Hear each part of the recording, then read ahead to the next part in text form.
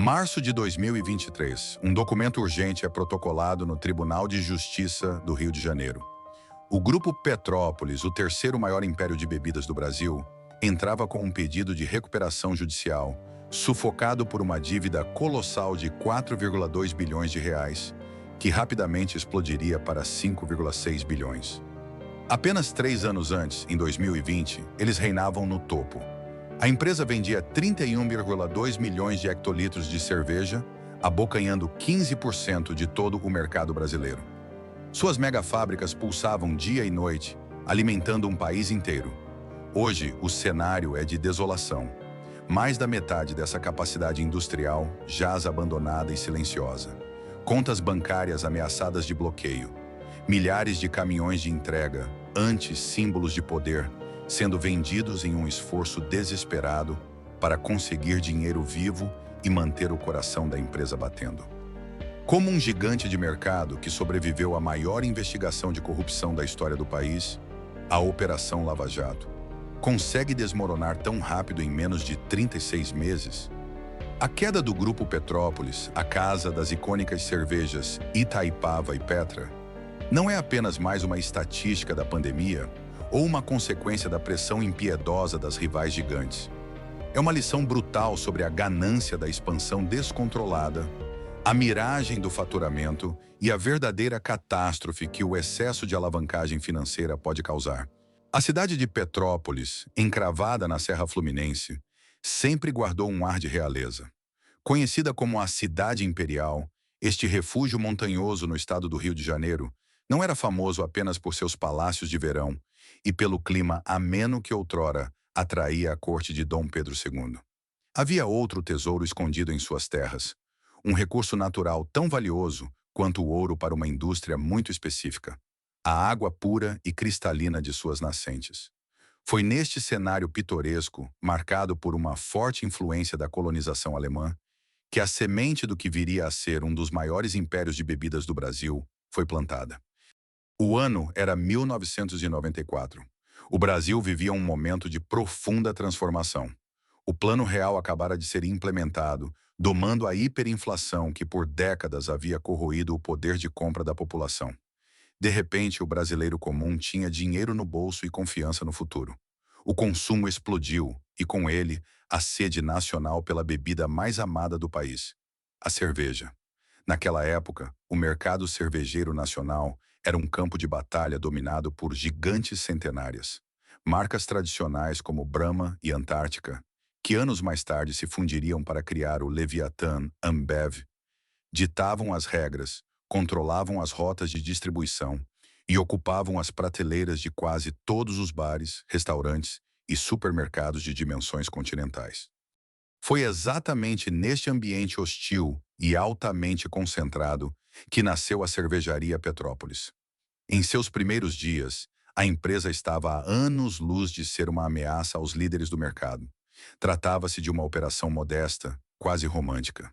O foco inicial era puramente regional, buscando capturar a essência da cidade imperial e oferecer um produto de alta qualidade para os moradores locais e os turistas que subiam a serra nos fins de semana. A promessa era simples, mas autêntica. Uma cerveja feita com a lendária água da montanha, seguindo tradições que remetiam aos imigrantes europeus que ajudaram a moldar a região.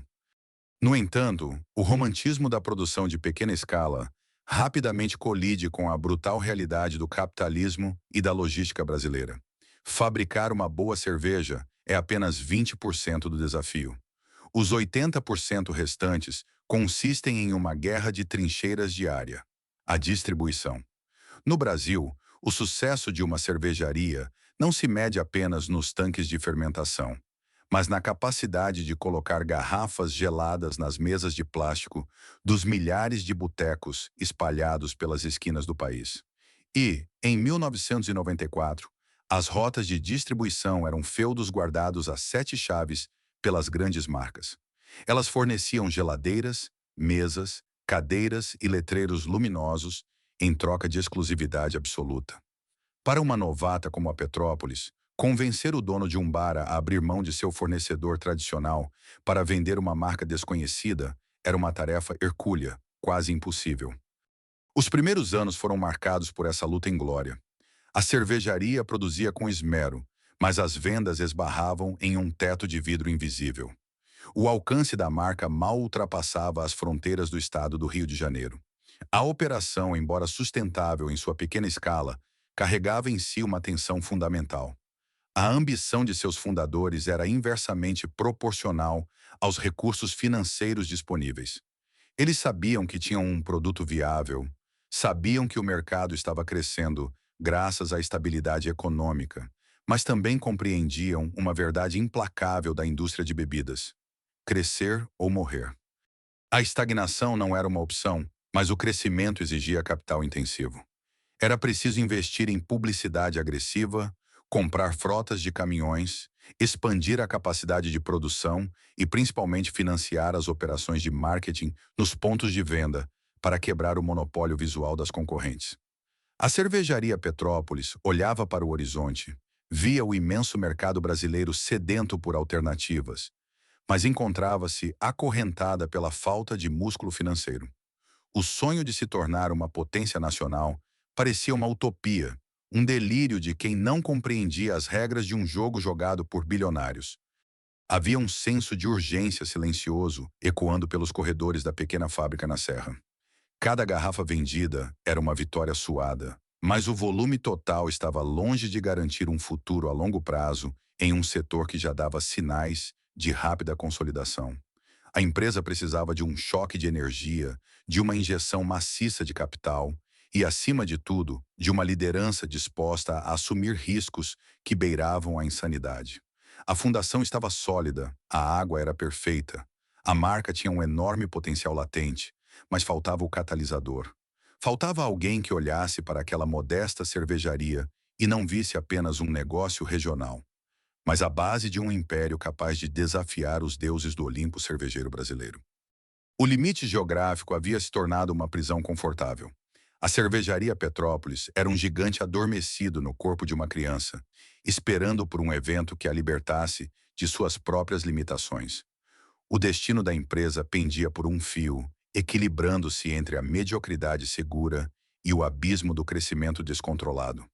O que os antigos donos não sabiam era que, a centenas de quilômetros dali, um empresário do interior paulista, com um apetite voraz pelo risco e uma visão implacável de expansão, estava prestes a cruzar o caminho da cervejaria. O palco estava montado para a entrada de uma figura que mudaria não apenas a história da empresa, mas toda a geografia econômica do setor de bebidas no Brasil. A era da inocência estava prestes a terminar. O suor, a engrenagem pesada e os bilhões de reais começariam, enfim, a jorrar. O ano de 1998 não marcou apenas uma transição de controle acionário. Ele representou um verdadeiro abalo sísmico nas fundações do mercado cervejeiro nacional. A pacata cervejaria Petrópolis, até então restrita ao seu nicho geográfico nas serras fluminenses e asfixiada pela falta de capital, foi adquirida por Walter Faria. Ele estava a anos-luz de ser um mestre cervejeiro com um apreço romântico por fórmulas tradicionais ou lúpulos europeus. Faria era um empresário pragmático, nascido no interior paulista, com um caráter forjado na dura realidade comercial das estradas e da distribuição de bebidas. Como ex-distribuidor da concorrente Chincariol, ele conhecia as artérias logísticas do país e o comportamento dos bares melhor do que qualquer executivo engravatado de São Paulo. Quando ele olhou para aquela fábrica subutilizada na montanha, não viu um limite, mas o chassi de uma máquina de guerra pronta para ser montada. Faria assumiu o comando com uma premissa clara, brutal e implacável. No Brasil, um país de dimensões continentais e clima tropical, a cerveja não vence apenas pelo rigor da receita, mas pela força bruta da logística e pela dominação psicológica e física nos pontos de venda. Sob a sua batuta, a cultura corporativa da empresa sofreu uma mutação radical e quase violenta. O romantismo compassivo da produção artesanal foi varrido para os fundos do galpão, dando lugar a uma agressividade expansionista de dar inveja a grandes corporações globais. A primeira ordem do dia não era refinar processos para ganhar prêmios, mas inundar o mercado.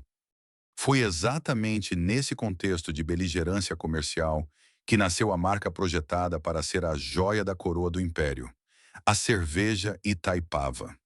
Milimetricamente formulada para agradar o paladar padrão do consumidor brasileiro. Leve, refrescante e fácil de beber em grandes quantidades durante o calor punitivo do verão, a Itaipava não entrou no mercado batendo na porta de forma educada. Ela a arrombou com os dois pés. O Grupo Petrópolis declarou um ataque frontal e direto contra os titãs centenários, Brahma e Antártica, que na época governavam o setor com mão de ferro. O marketing tornou-se cirúrgico, incrivelmente barulhento e onipresente. Caminhões de dinheiro foram canalizados para campanhas publicitárias maciças na televisão aberta, inundando o horário nobre com imagens associando a Itaipava ao verão, às praias lotadas, ao carnaval e a um estilo de vida de pura celebração e energia. Mas Faria sabia que comerciais na TV apenas geravam o desejo. A verdadeira guerra era travada nas calçadas de terra, nos pisos encerados dos supermercados e nas mesas de plástico dos botecos espalhados pelas esquinas do país. Ele implementou uma tática de guerrilha de vendas que desorientou a concorrência. O grupo comprou frotas colossais de caminhões, criando um exército de distribuição própria para garantir que nenhum intermediário mal-intencionado pudesse sabotar ou atrasar suas entregas. Se um dono de bar estivesse amarrado a contratos de exclusividade com os grandes conglomerados, a força de vendas da Petrópolis invadia o local, oferecendo pacotes impossíveis de recusar. Engradados inteiros de graça para girar o primeiro estoque, geladeiras novas, jogos de mesas, letreiros luminosos e, o mais importante, descontos esmagadores que ampliavam drasticamente a margem de lucro do comerciante. Em uma questão de meses, onde reinavam os logos tradicionais, o vermelho e branco da Itaipava começou a se multiplicar como um vírus mercadológico imparável. As vendas dispararam em uma curva assustadoramente vertical. Mas para dominar o país inteiro, Faria precisaria de muito mais do que apenas táticas agressivas de calçada. A virada do milênio e as décadas seguintes inauguraram o que os economistas mais tarde chamariam de a era da expansão irracional. A demanda explosiva pela Itaipava e a posterior introdução de marcas segmentadas, como a popular Crystal para lutar no mercado de preço baixo e a Petra, que aguardava seu momento para atacar as categorias Premium, criaram o melhor dos problemas corporativos. Faltava produto. Para sustentar esse hipercrescimento frenético e não perder espaço nas gôndolas, o Grupo Petrópolis embarcou em um dos mais audaciosos e caros planos de infraestrutura industrial já vistos na história privada do Brasil. A fábrica na Serra era minúscula perto da ambição da diretoria. Era a hora de colonizar o mapa. Uma após a outra, megafábricas bilionárias começaram a brotar do solo em posições geográficas estrategicamente calculadas, desenhadas especificamente para otimizar a distribuição e aniquilar o custo do frete, o verdadeiro vilão devorador de margens do mercado nacional. Em Boituva, no interior do rico estado de São Paulo, ergueu-se um complexo industrial titânico. Seguiram-se inaugurações monumentais em Rondonópolis, no coração logístico do Centro-Oeste.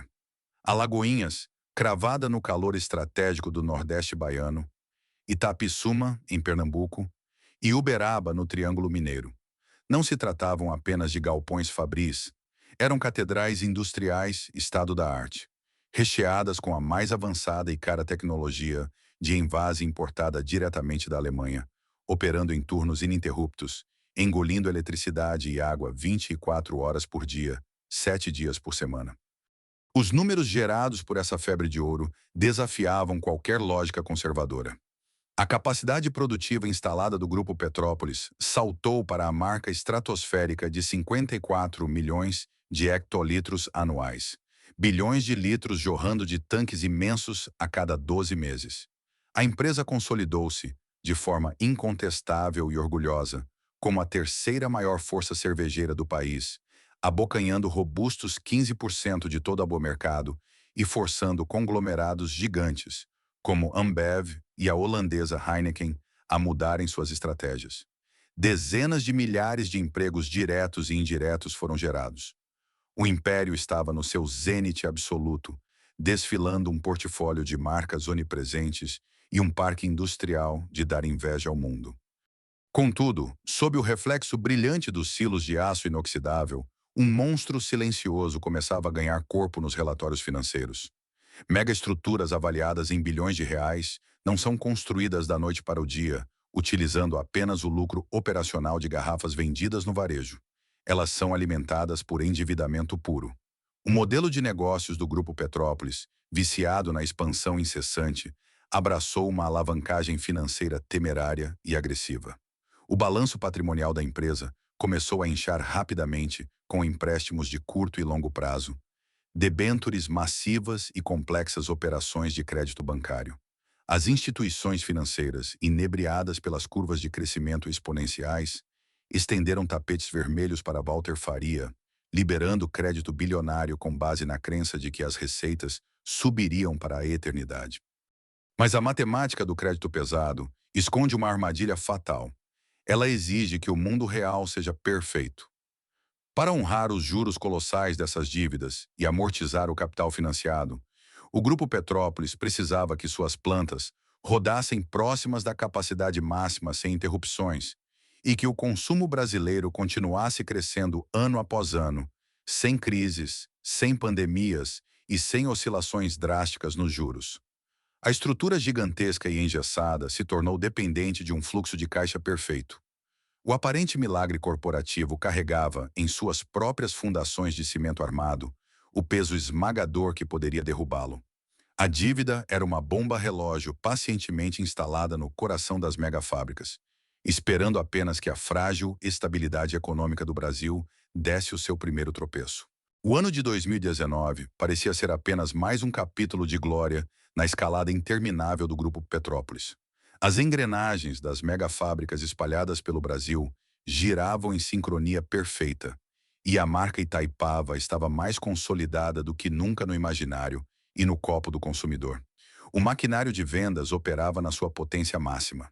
No entanto, o verdadeiro perigo para o império de Walter Faria não estava sendo fermentado nos tanques de aço inoxidável, nem vinha das campanhas publicitárias agressivas da Ambev ou da Heineken. O abalo sísmico, que fraturaria a espinha dorsal da companhia, estava sendo meticulosamente desenhado nos gabinetes do Ministério Público Federal e da Polícia Federal em Curitiba. Em meados daquele ano, a Operação Lava Jato, a maior e mais letal investigação contra a corrupção na história da América Latina, já havia derrubado presidentes da República, mega-empresários da construção civil e burocratas do alto escalão. Mas poucos previam que os tentáculos da investigação arrastariam a terceira maior cervejaria do país para o epicentro do escândalo. Em agosto de 2019, a Operação Rock City, um desdobramento direto da Lava Jato, foi deflagrada com um alvo claro e devastador. Walter Faria, o arquiteto do crescimento estrondoso do Grupo Petrópolis. A imagem do empresário todo-poderoso, que construiu um império a partir de rotas de distribuição de bebidas, estampou repentinamente as manchetes policiais.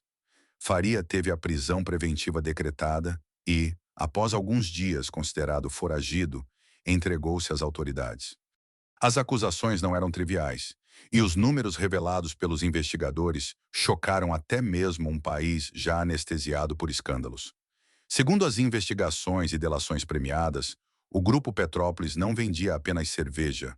A empresa supostamente funcionava como uma engrenagem vital em uma gigantesca máquina de lavagem de dinheiro, atuando em estreita parceria com o setor de operações estruturadas da construtora Odebrecht, o famigerado Departamento de Propinas.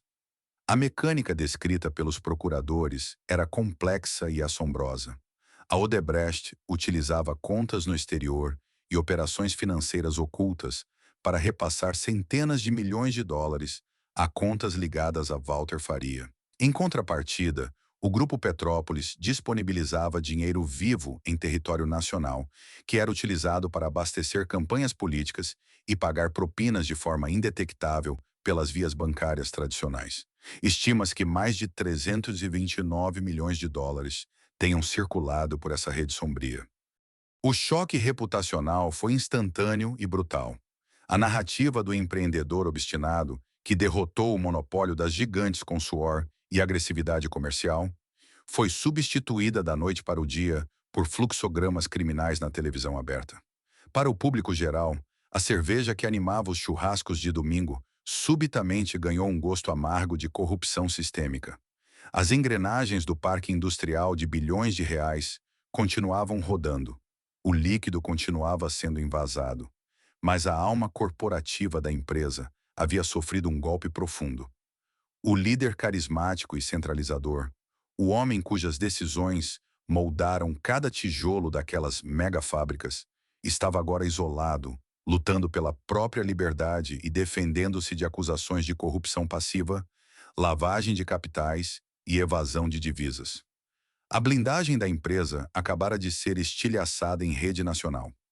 A prisão e o consequente afastamento forçado de Walter Faria instauraram um caos silencioso e imediato nos corredores da sede do Grupo Petrópolis. A empresa enfrentava o clássico dilema das corporações hipercentralizadas. O que acontece quando o Sol ao redor do qual todo o sistema orbita é subitamente apagado? Havia um vácuo de poder perigoso, uma paralisia gerencial no exato momento em que a companhia mais precisava de direção firme. Foi nesse cenário de pânico nos bastidores que uma transição de emergência precisou ser orquestrada. Júlia Faria, filha de Walter, assumiu um papel central, tornando-se a principal voz e gestora do império familiar no momento mais crítico de sua história. Ela precisava não apenas acalmar milhares de funcionários aterrorizados com as manchetes diárias, mas também manter as fábricas funcionando e as rotas de distribuição abastecidas. Surpreendentemente, do ponto de vista puramente operacional, o Grupo Petrópolis sobreviveu à tempestade imediata da Lava Jato. Caminhões continuaram saindo das fábricas, distribuidores continuaram empurrando a mercadoria para os bares, e o consumidor final, movido mais pelo preço competitivo do que por escrúpulos éticos empresariais, continuou comprando Itaipava e Crystal. A equipe de transição, sob a liderança da nova geração, conseguiu evitar o colapso logístico que muitos previam. Eles implementaram novos conselhos e prometeram uma era de compliance, tentando modernizar e limpar a imagem da companhia. Sobreviver ao olho do furacão jurídico foi inegavelmente um feito notável de resiliência corporativa. No entanto, o verdadeiro dano da Operação Lava Jato não ocorreu no chão de fábrica ou nas mesas de bar, mas nas planilhas de risco dos arranha-céus da Avenida Faria Lima e das grandes instituições financeiras. O Grupo Petrópolis carregava uma dívida multibilionária adquirida para financiar sua agressiva expansão na década anterior. Uma estrutura de capital que dependia visceralmente da confiança dos bancos para a rolagem constante desse passivo. E se havia algo que os grandes bancos repudiavam mais do que balanços no vermelho, era o risco de associação a escândalos de corrupção e lavagem de dinheiro em nível federal.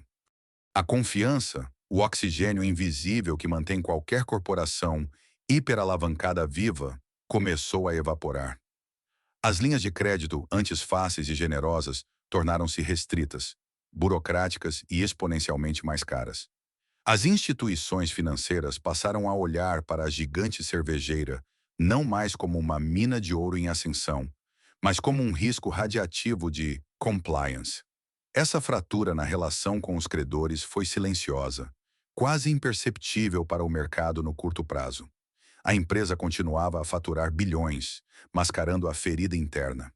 O Grupo Petrópolis havia sobrevivido à Lava Jato, mas saiu da operação com o seu sistema imunológico financeiro gravemente comprometido, incapaz de renegociar suas dívidas em termos favoráveis. O palco estava sombriamente armado. A companhia estava pesadamente endividada, isolada pelo mercado financeiro e dependente de receitas recordes ininterruptas. Bastava apenas mais um choque no sistema para que essa fratura invisível se transformasse em uma hemorragia letal.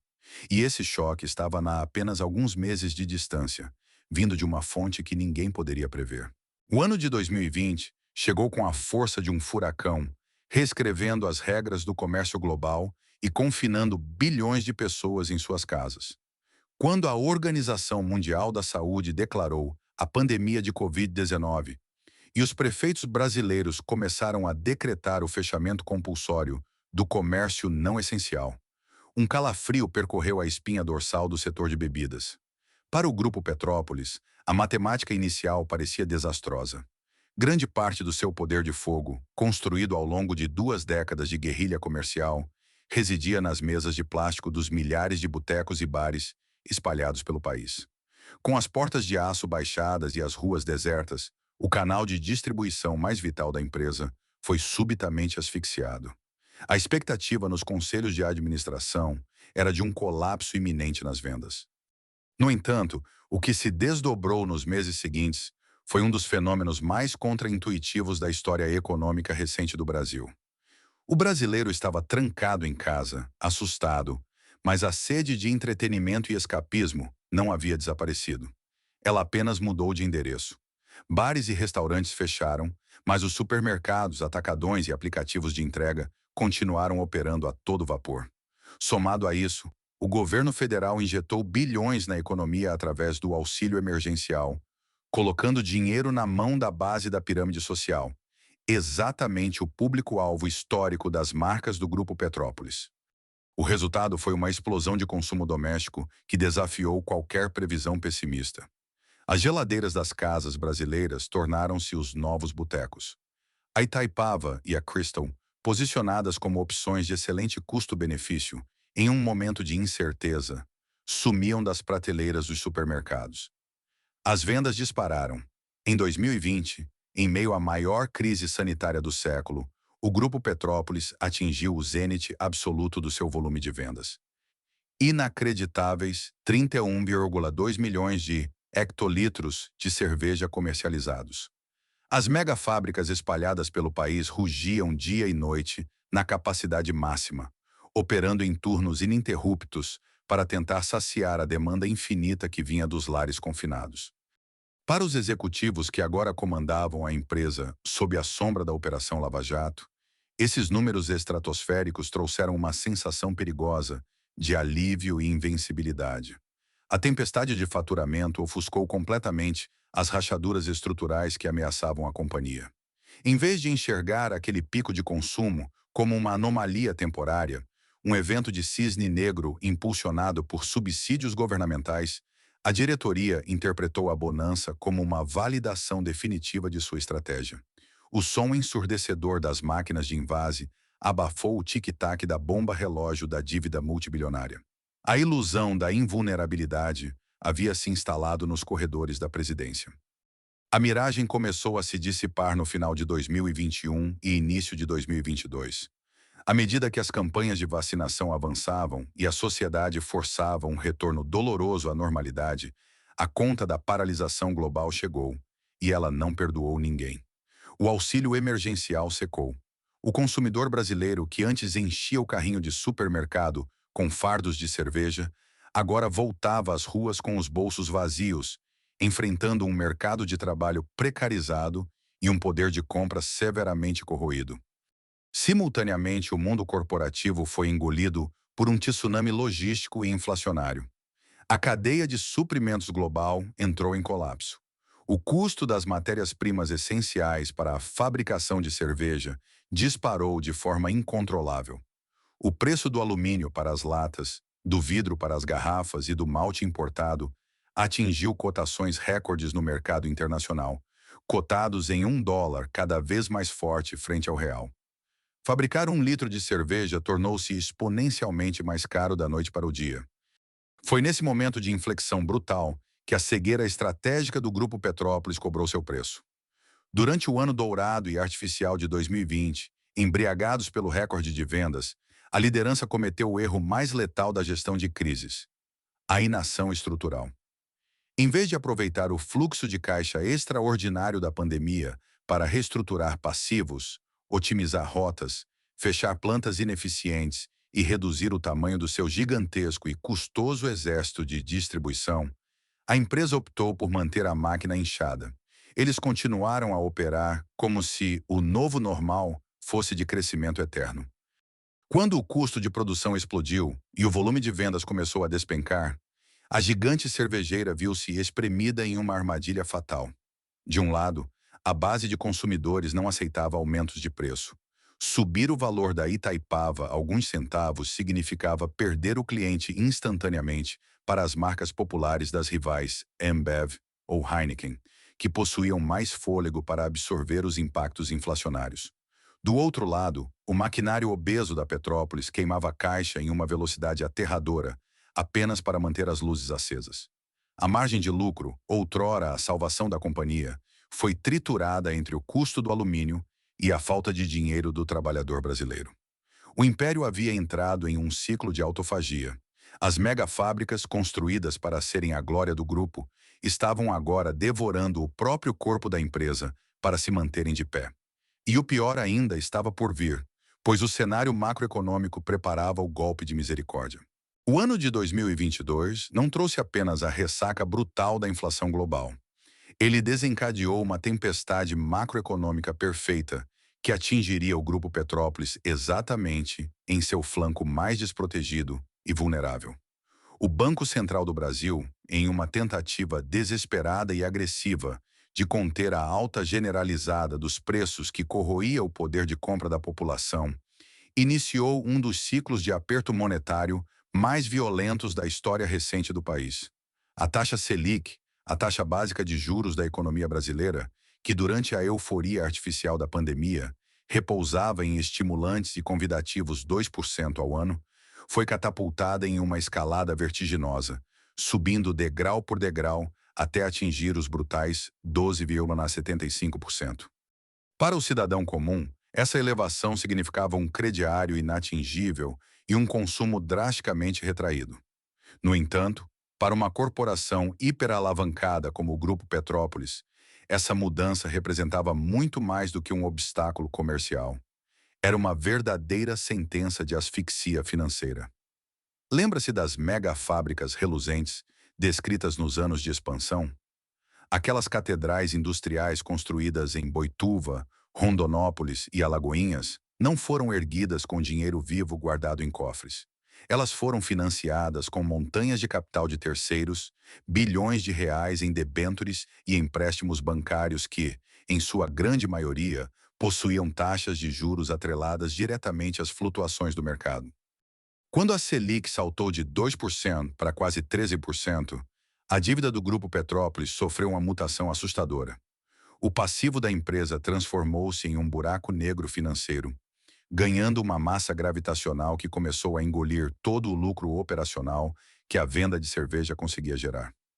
Os cálculos internos tornaram-se aterrorizantes.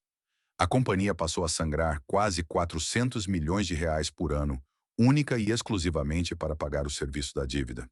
Apenas os juros, sem sequer arranhar o montante principal que havia sido tomado emprestado. Essa hemorragia de capital destruiu a principal engrenagem que mantinha a operação diária funcionando: o capital de giro. Na indústria de bebidas, o capital de giro é o oxigênio. É o dinheiro rápido necessário para comprar cevada, pagar a conta colossal de energia elétrica das fábricas, encher os tanques dos milhares de caminhões de entrega e adiantar pagamentos aos fornecedores de latas de alumínio. Sem esse oxigênio, a máquina engasga. O fluxo de caixa do Grupo Petrópolis evaporou. A empresa, que antes inundava os bares do país com fardos de Itaipava e agressivas bonificações, agora se via revirando os bolsos, lutando desesperadamente para fechar as contas do mês. O pesadelo dos executivos havia se materializado. Eles tinham a terceira maior capacidade produtiva do Brasil, mas não tinham dinheiro em caixa para fazê-la rodar adequadamente.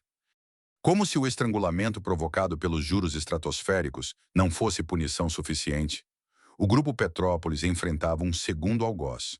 Desta vez, não se tratava de uma força macroeconômica invisível, mas de uma profunda e silenciosa desigualdade estrutural e tributária que define o setor de bebidas no Brasil. Enquanto a Petrópolis agonizava para pagar seus boletos, seus maiores rivais, as gigantes Ambev e Heineken, operavam sob um escudo protetor bilionário que as imunizava contra os piores efeitos da crise. A raiz dessa desigualdade repousava a milhares de quilômetros das fábricas da Petrópolis, escondida no coração da floresta amazônica, a Zona Franca de Manaus. Por décadas, a legislação tributária brasileira permitiu que empresas que produzissem xaropes e concentrados de bebidas na região amazônica gerassem créditos bilionários de imposto sobre produtos industrializados, IPI. As gigantes do setor, com suas operações diversificadas que incluíam refrigerantes e outras bebidas não alcoólicas, estruturaram cadeias logísticas complexas para maximizar esses créditos, abatendo impostos em uma escala colossal e reduzindo drasticamente o seu custo final de produção.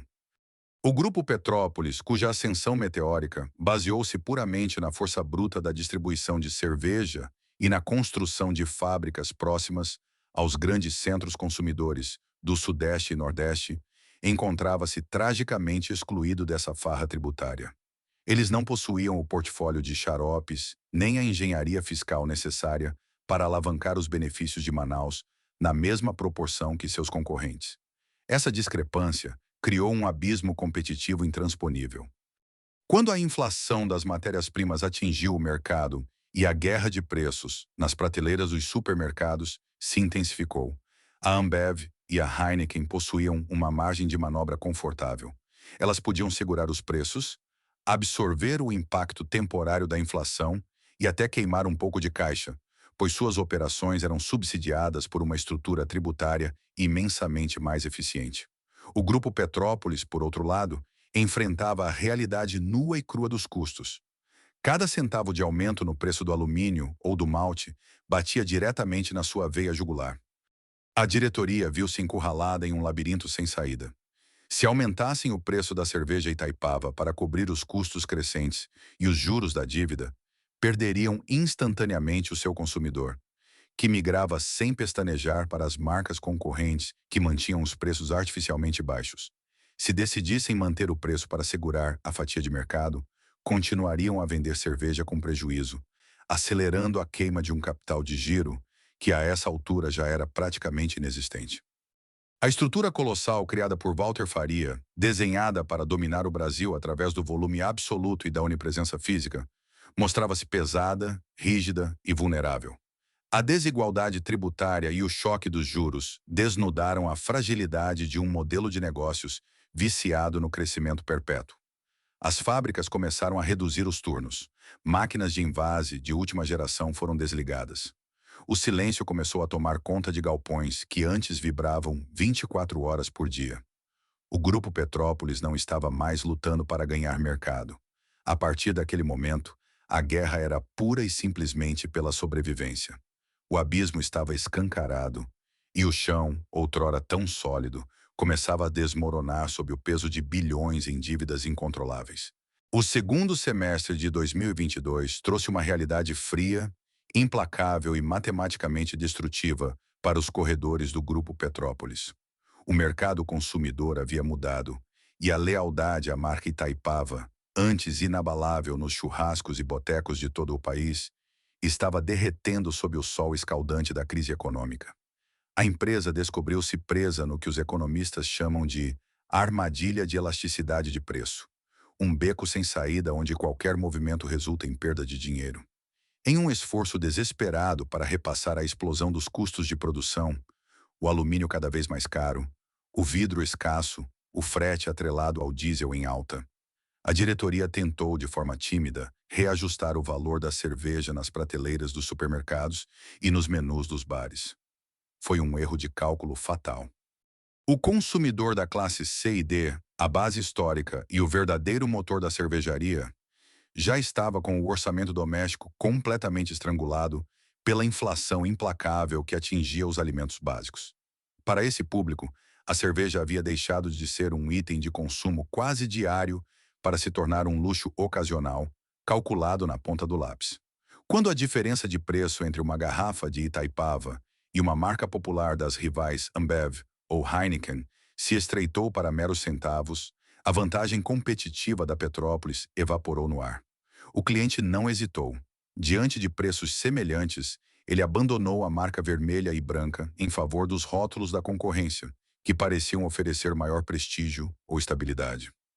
O resultado dessa fuga em massa foi traduzido em relatórios financeiros catastróficos que começaram a piscar em vermelho nos terminais dos executivos. A fatia de mercado do Grupo Petrópolis, que em seu ápice recente exibia um orgulhoso e robusto 15% de domínio nacional, despencou de forma vertiginosa para alarmantes 10,6%. O volume de vendas, que no período de ouro do isolamento social havia atingido a marca de 31,2 milhões de hectolitros, desabou vertiginosamente para apenas 24,1 milhões. Eram mais de 7 milhões de hectolitros a menos jorrando das máquinas. Um oceano de cerveja que deixou de ser vendido, resultando em bilhões de reais, evaporando do fluxo de caixa projetado. A consequência física e visual dessa queda nas vendas era assombrosa, e para os funcionários mais antigos, profundamente deprimente.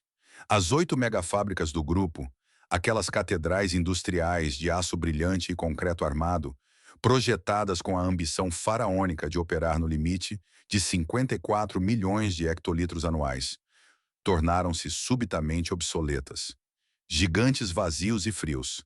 Elas passaram a operar com meros 40% da sua capacidade instalada.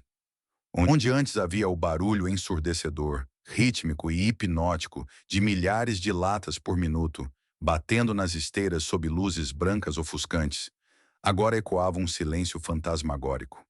Turnos inteiros de trabalho noturno foram sumariamente suspensos. Máquinas de envase de última geração, importadas a peso de ouro da Europa, foram cobertas com pesadas lonas plásticas, adormecidas em galpões escuros e sem manutenção contínua. O orgulho industrial, idealizado por Walter Faria, o símbolo máximo da agressividade do grupo, estava se transformando diante dos olhos do mercado no maior cemitério de capacidade ociosa que a indústria de bebidas brasileira já havia testemunhado. O peso do concreto sem uso puxava o balanço financeiro para o fundo do poço. Se a perda de mercado e a ociosidade das fábricas sangravam a empresa lentamente, cortando sua pele dia após dia, o verdadeiro golpe de misericórdia, o ferimento letal, veio de onde o grupo menos esperava, seus próprios parceiros de negócios. O mercado financeiro tradicional e os grandes bancos privados já haviam fechado as portas do crédito barato após o trauma reputacional do escândalo da Lava Jato. Sem acesso fácil a empréstimos para capital de giro, a companhia foi forçada a buscar uma forma oculta de financiamento na sua própria operação diária. O que isso significava na prática brutal dos negócios? O Grupo Petrópolis passou a usar seus fornecedores como um banco improvisado, esticando agressivamente os prazos de pagamento. Faturas que antes eram quitadas em 30 dias passaram para 60, 90, até insustentáveis 120 dias. No final de 2022, a situação atingiu um ponto de ruptura dramático. Uma análise fria e detalhada do balanço patrimonial revelou uma anomalia aterrorizante para qualquer auditor independente.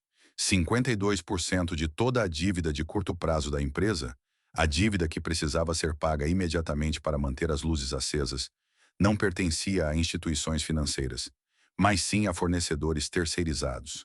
Eram multinacionais que fabricavam latas de alumínio, produtoras de garrafas de vidro, gráficas responsáveis pelos rótulos, enormes transportadoras rodoviárias terceirizadas e tradings internacionais que importavam o lúpulo e o malte fundamentais para a receita. O império estava sendo sustentado artificialmente pelas costas de seus fornecedores. Quando os atrasos nos pagamentos deixaram de ser pontuais e se tornaram crônicos, a paciência do mercado esgotou-se e o pânico se espalhou como fogo por toda a cadeia de suprimentos. Os fornecedores, acompanhando as notícias sobre a queda de mercado da Itaipava e analisando os relatórios de risco, perceberam que o gigante estava cambaleando à beira do abismo. Em um movimento coordenado de autodefesa instintiva, eles iniciaram uma rebelião em massa. O ecossistema de confiança comercial, essencial para a logística just-in-time de uma cervejaria, desmoronou da noite para o dia. As empresas fornecedoras começaram a cortar sumariamente as linhas de crédito, exigindo pagamento à vista, em dinheiro vivo, antes de liberar a saída de qualquer carregamento de matéria-prima rumo às fábricas da Petrópolis. Mas o caixa do Grupo Petrópolis estava dramaticamente vazio, sugado de forma implacável pelo buraco negro dos juros bancários atrelados à Selic. Sem dinheiro para pagar os insumos antecipadamente, Os caminhões pararam de chegar. O colapso logístico foi imediato, silencioso e letal. Na indústria de bebidas, a interrupção da cadeia de suprimentos é uma sentença de morte rápida. Não importa se a empresa possui a terceira maior estrutura produtiva do país. Sem latas de alumínio para receber o líquido, a cerveja não pode ser envasada. Sem o malte na caldeira, o produto não existe. As caldeiras esfriaram. A empresa entrou em um estado de morte clínica. Nos grandes centros de distribuição espalhados pelos estados, o cenário era de pura desolação e conflito. As prateleiras dos galpões começaram a esvaziar rapidamente.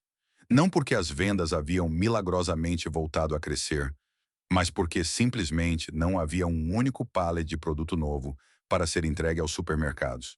Os distribuidores locais, furiosos, observando seus próprios negócios afundarem sem mercadoria para vender aos donos de bares, começaram a romper contratos históricos e a buscar alianças desesperadas com a concorrência.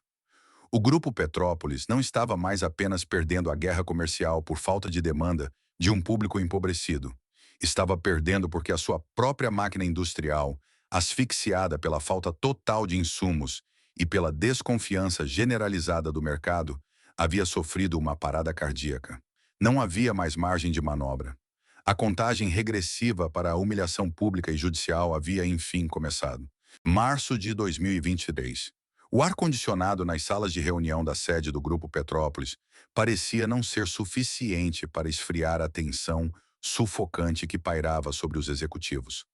A matemática, antes a grande aliada na expansão agressiva da companhia, havia se tornado o seu carrasco mais implacável. Com fábricas operando a menos da metade de sua capacidade, milhares de caminhões parados por falta de insumos logísticos e credores batendo violentamente as portas, o balanço financeiro auditado exibia um abismo aterrorizante. Uma dívida bruta acumulada que ultrapassava a marca de 4,2 bilhões de reais. O cenário era de asfixia financeira total. O detalhe mais desesperador nos relatórios era o vencimento dessa dívida. Cerca de 47% desse valor titânico, quase 2 bilhões de reais, era composto por passivos de curtíssimo prazo. Eram compromissos que precisavam ser honrados em questão de dias ou semanas, muitos deles com os mesmos fornecedores de alumínio e vidro que já haviam cortado o fornecimento e interrompido a cadeia de produção. O caixa da empresa estava, para todos os efeitos práticos, esgotado. A previsão interna projetava que os recursos disponíveis secariam completamente até o dia 31 de março. Para Walter Faria, o homem que ergueu o império da Itaipava, desafiando de frente o domínio global de gigantes corporativas, com táticas de guerrilha comercial e uma ambição desmedida, aquele momento representava a capitulação final. A história o alcançara. O modelo de crescimento financiado por alavancagem contínua, estruturado na era do dinheiro barato e da expansão a qualquer custo, havia colapsado sob o peso da nova realidade econômica brasileira e das feridas nunca curadas da Operação Lava Jato. A blindagem pessoal e corporativa havia derretido. A transição de poder na crise colocou Giulia Faria, sobrinha de Walter e executiva que vinha assumindo a linha de frente para tentar modernizar a gestão do grupo, no centro do furacão. Giulia, ao lado de um exército de advogados e consultores financeiros contratados às pressas, deparou-se com uma escolha binária e dolorosa. Ou a empresa enfrentava a falência iminente com a execução das dívidas por parte dos bancos e fornecedores, o que levaria ao desmembramento brutal e imediato do patrimônio, ou eles levantavam a bandeira branca e recorriam à proteção do Estado. Não havia mais alternativas de mercado, nem investidores dispostos a injetar capital em uma máquina industrial que queimava dinheiro diariamente. A decisão foi tomada. A caneta tocou o papel, assinando não apenas um documento jurídico, mas o atestado de óbito de uma era de arrogância corporativa. No dia 27 de março de 2023, o Grupo Petrópolis protocolou oficialmente o seu pedido de recuperação judicial na 5ª Vara Empresarial do Rio de Janeiro. Em questão de horas, a notícia vazou e atingiu os terminais financeiros e as redações de jornais de todo o país. O choque foi profundo.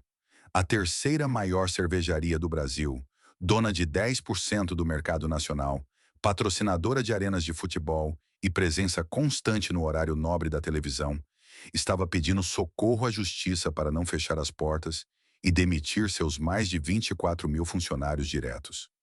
O documento apresentado ao juiz era uma radiografia crua da derrocada. Nas páginas do processo, a empresa admitia a perda dramática de mercado, a asfixia causada pela taxa Selic a 13,75% e o estrangulamento de sua cadeia de suprimentos. Quando o juiz deferiu o pedido, garantindo uma blindagem temporária de 180 dias contra a execução de bens pelos credores, a companhia respirou, mas por aparelhos. O Grupo Petrópolis não era mais dono do seu próprio destino. A partir daquele momento, cada centavo gasto, cada fábrica mantida aberta e cada rota de caminhão traçada passaria pelo escrutínio implacável de administradores judiciais, bancos furiosos e fornecedores desconfiados. O império havia sido formalmente colocado de joelhos. O rescaldo imediato do pedido de recuperação judicial não foi sentido apenas nas planilhas frias dos credores e nos escritórios envidraçados da Avenida Faria Lima. O verdadeiro choque de realidade atingiu em cheio o tecido social e econômico de dezenas de municípios brasileiros. A proteção concedida pela Justiça garantiu a sobrevivência burocrática e jurídica do Grupo Petrópolis, impedindo o desmembramento instantâneo de seus ativos. Mas o preço dessa sobrevida foi cobrado na forma de cortes brutais e na desidratação acelerada de sua imensa força de trabalho. A companhia, que em seu auge recente ostentava o orgulho de empregar mais de 24 mil pessoas, de forma direta em todo o território nacional, viu-se forçada a iniciar um processo profundo, doloroso e ininterrupto de encolhimento estrutural. As megafábricas do grupo, estrategicamente construídas em cidades do interior, para aproveitar incentivos fiscais e facilitar o escoamento logístico, transformaram-se rapidamente de motores econômicos efervescentes em âncoras de chumbo. Em municípios como Boituva, no interior de São Paulo, ou Alagoinhas, na Bahia, a presença da cervejaria ditava o ritmo e a respiração da economia local. A fábrica não era apenas um local de trabalho. Era o sol econômico ao redor do qual orbitavam centenas de pequenos negócios, empresas de manutenção industrial, frotas de transporte rodoviário, cooperativas de alimentação, fornecedores de uniformes e o comércio varejista local. Quando a Petrópolis, asfixiada pela falta de insumos, reduziu drasticamente e suspendeu turnos inteiros de produção, o efeito dominó foi imediato, silencioso e devastador. Pousadas que antes abrigavam centenas de motoristas de caminhão esvaziaram da noite para o dia. Frotas inteiras de veículos terceirizados foram devolvidas às concessionárias por falta de frete. O dinheiro dos salários e das horas extras, que antes circulava livremente pelas ruas e aquecia o comércio dessas localidades, secou. Essas cidades, que haviam atrelado seu desenvolvimento à promessa de crescimento infinito do império cervejeiro, tornaram-se repentinamente cidades órfãs, lidando com o aumento vertiginoso do desemprego e o fechamento de empresas satélites, que, sem receber os pagamentos atrasados e agora congelados pela recuperação judicial, também foram arrastadas para a falência. Longe das fábricas, nas trincheiras comerciais dos bares, botecos e supermercados espalhados pelas esquinas do Brasil, o cenário era de uma aniquilação territorial absoluta. A clássica guerra de guerrilha, a mesma tática de vendas corpo a corpo e ocupação agressiva de espaço que Walter Faria havia utilizado de forma genial para roubar mercado das gigantes nos anos 2000. Agora era usada de forma impiedosa contra a sua própria empresa. Aproveitando-se da paralisia logística, da falta crônica de produtos e da fragilidade financeira da marca Itaipava, as forças de vendas da Ambev e da Heineken desceram como aves de rapina sobre os pontos de venda desguarnecidos. As icônicas geladeiras vermelhas e brancas, que durante mais de uma década foram o símbolo máximo da onipresença física do Grupo Petrópolis, começaram a desaparecer da paisagem urbana. Sem produtos para expor e sem o respaldo dos generosos bônus em dinheiro que a empresa costumava pagar pela exclusividade no ponto de venda, esses equipamentos foram sendo desligados, recolhidos aos fundos dos estabelecimentos ou sumariamente substituídos pelos freezers amarelos da Skol ou verdes da Heineken. Os donos de bares que historicamente lucravam com a parceria da companhia não podiam se dar ao luxo de exercer qualquer tipo de lealdade sentimental em meio a uma crise econômica. Eles precisavam de cerveja gelada para vender aos finais de semana. E se a Petrópolis não podia entregar, o espaço na prateleira era cedido aos rivais em questão de minutos. A transição foi fria, rápida e puramente pragmática. Enquanto a marca evaporava das ruas, nos tribunais, o plano de reestruturação desenhava um quebra-cabeça praticamente impossível de ser resolvido. Para tentar abater a gigantesca montanha de 4 bilhões de reais em dívidas e convencer os credores a aprovarem um plano de pagamento com severos descontos, os chamados haircuts, a diretoria precisava prometer a venda de ativos imobiliários e industriais. No entanto, o mercado encontrava-se completamente congelado.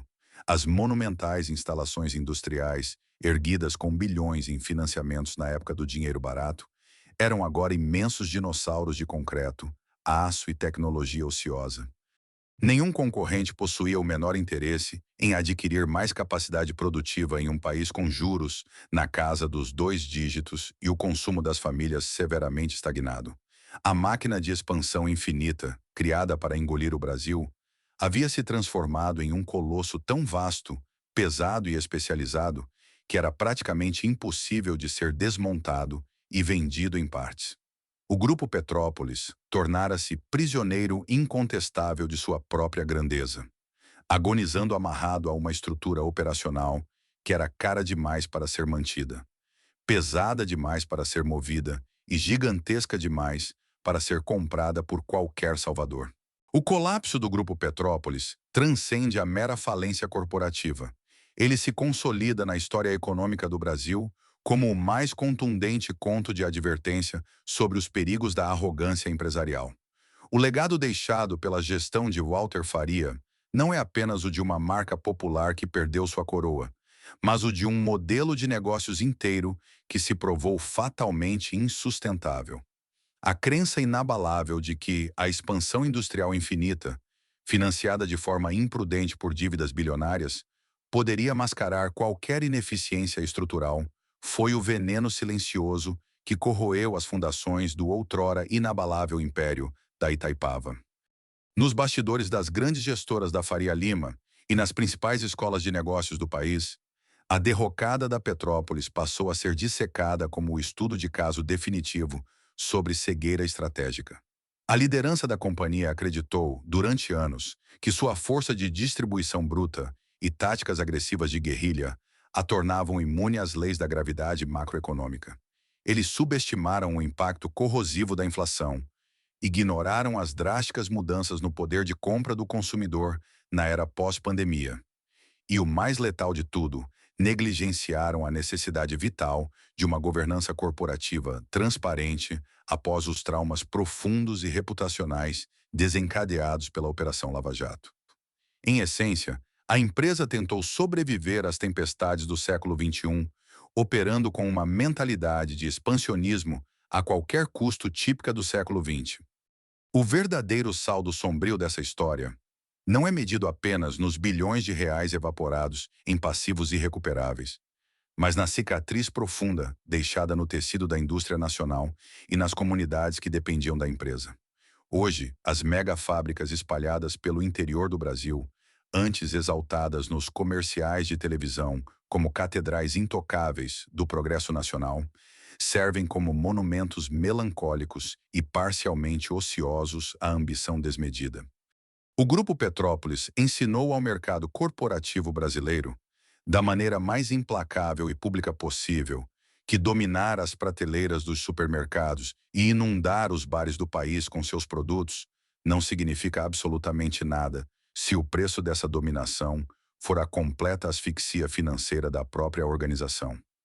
No final, o gigante não foi verdadeiramente assassinado pelas manobras astutas de suas rivais Ambev ou Heineken. Ele foi devorado por dentro, vítima da sua própria estrutura obesa e da perigosa ilusão de que, não importava o tamanho da dívida, ele sempre seria grande demais para cair. A história do Grupo Petrópolis não é apenas a crônica da queda de uma cervejaria, é um espelho cruel refletindo os delírios de grandeza de um modelo de negócios movido à alavancagem financeira infinita. Quando Walter Faria construiu seu império, ele acreditou fervorosamente que o cimento de suas megafábricas e a força bruta de seu sistema de distribuição criariam uma fortaleza inexpugnável. Mas o cimento não paga juros e o aço não protege uma corporação contra a fúria implacável da macroeconomia. O colapso monumental desta companhia nos ensina que, na economia moderna, o verdadeiro risco não está necessariamente em enfrentar rivais globais implacáveis como a Ambev ou a Heineken, mas em se apaixonar pela própria invulnerabilidade. A arrogância transforma a ambição da expansão em uma armadilha sem saída. A liderança do Grupo Petrópolis construiu um sistema industrial tão formidável e, ao mesmo tempo, tão sedento por capital de giro, que ele só conseguia sobreviver engolindo o próprio futuro. Quando esse futuro finalmente chegou, na forma de uma taxa Selic a 2 dígitos e uma inflação esmagadora, não havia mais nada para ser devorado além do próprio corpo da empresa. As milhares de geladeiras vermelhas e brancas que sumiram subitamente dos botecos e supermercados do Brasil não representam apenas a derrota de uma marca consolidada. Elas marcam o fim abrupto e doloroso de uma era para milhares de trabalhadores, motoristas de caminhão e pequenos empreendedores que amarraram seus destinos, suas famílias e seus pequenos negócios à promessa cintilante de crescimento da Itaipava. Hoje, o silêncio lúgubre que paira sobre as linhas de produção semi-paralisadas de cidades como Boituva e Alagoinhas ecoa um aviso cristalino para todas as corporações. Crescer é uma ambição comercial natural e necessária, mas crescer sem uma base estrutural e ética sólida é firmar um pacto direto com o abismo. O dinheiro fácil, as táticas agressivas de guerrilha e o otimismo cego podem até garantir o sucesso por 1 ou 2 décadas. Mas a matemática fria dos custos e das dívidas sempre vence no final. Qual é a principal lição que você tira dessa queda corporativa histórica? Deixe sua opinião e sua análise nos comentários abaixo. Se você valoriza esse tipo de investigação aprofundada, inscreva-se no canal para não perder nossos próximos documentários sobre as ascensões e os grandes colapsos do mundo industrial. Até a próxima.